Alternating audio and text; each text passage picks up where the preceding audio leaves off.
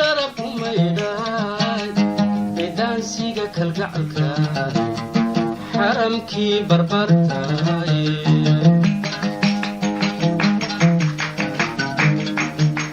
bustaan darabku maydhay